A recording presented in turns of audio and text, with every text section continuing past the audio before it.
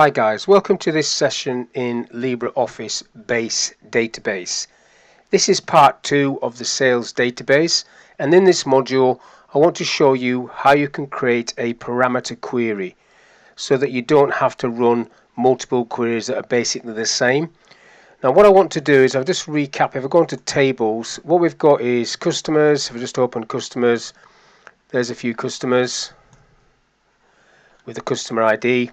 Close that one down. You've got some products, same sort of thing, products, office courses there, and then you've got sales. These are the three tables. The sales table you can see is listed there with the sales ID, in this example the primary key.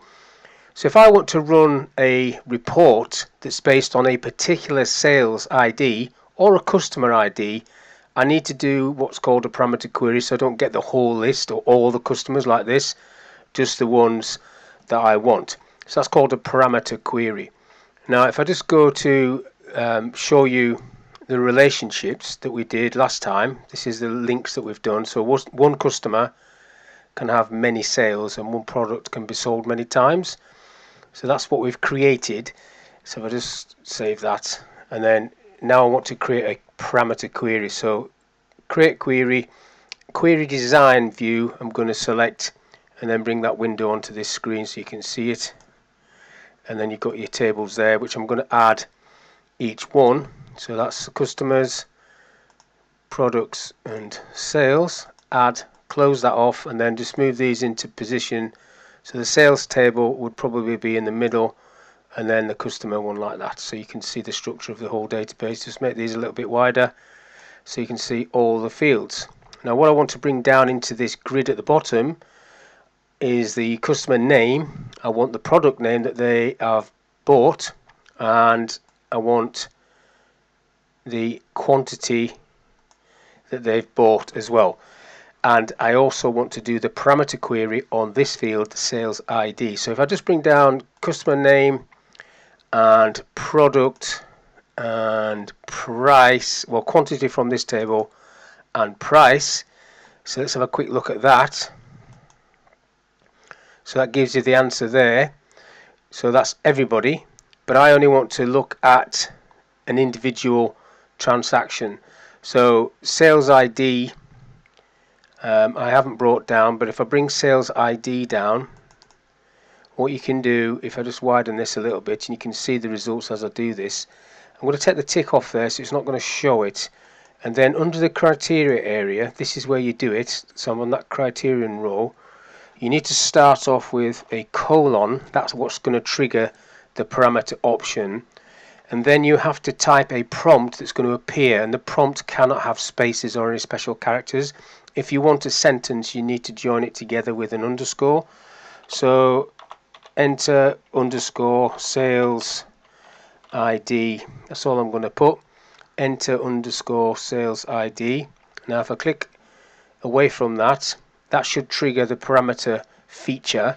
Now if I click on this little green tick to run the query, the parameter box comes up and it's asking me for a value.